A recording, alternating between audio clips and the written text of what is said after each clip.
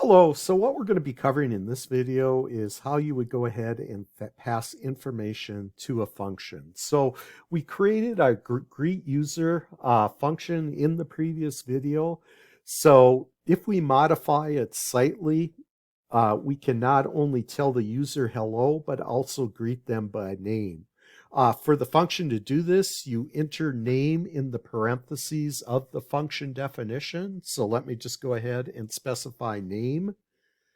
By adding name here, you allow a function to accept any value of name that you specify. The function now expects you to provide a value for name each time you call it. So the other thing we want to do is we're going to go ahead and modify our greeting. So let me go ahead, and what I'm going to do is I'm going to use an F string.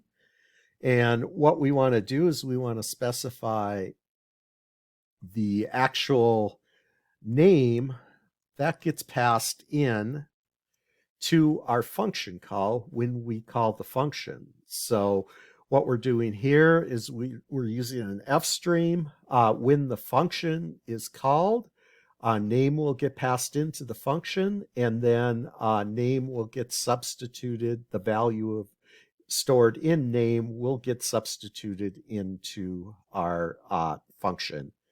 So in order to go ahead, so now let me just go ahead and try to run this function as written. And what we're going to see is we're going to see an error, and we're missing one required positional argument name.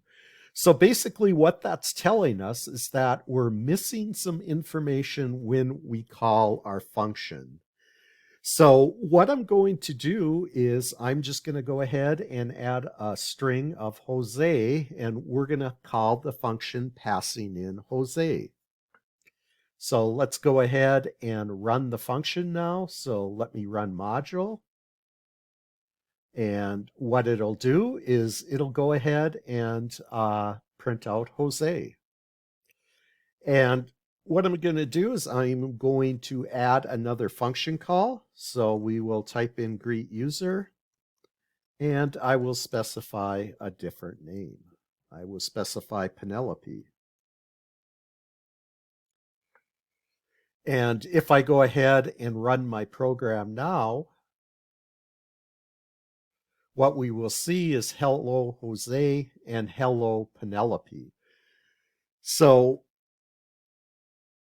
once you go ahead and define a function, you can go ahead and call that function as many times as you want to.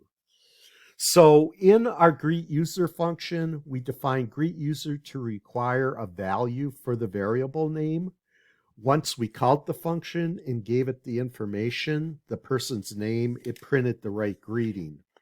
The variable name in the definition of greet user is an example of a parameter. So name is what you would call a parameter. And that is just a piece of information the function needs to do its job. The value Jose and Penelope in our function call is an example of an argument. An argument is a piece of information that is passed from a function call to a function. When we call the function, we place the value we want the function to work with in parentheses.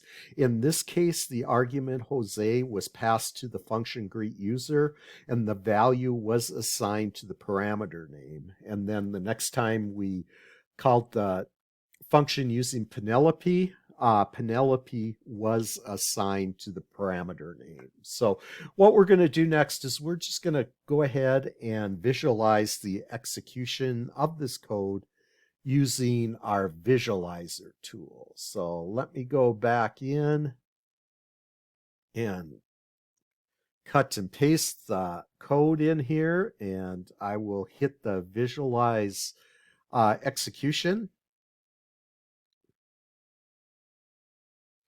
Okay, so again, Python reads line 4. It finds out that it's a function, so it's not going to execute the code below the function. So we drop down to our first function call. I will go ahead and click on next. So as you can see, when our function is called within our greet user function, Jose is passed in and stored in our name parameter. I will go ahead, click on next.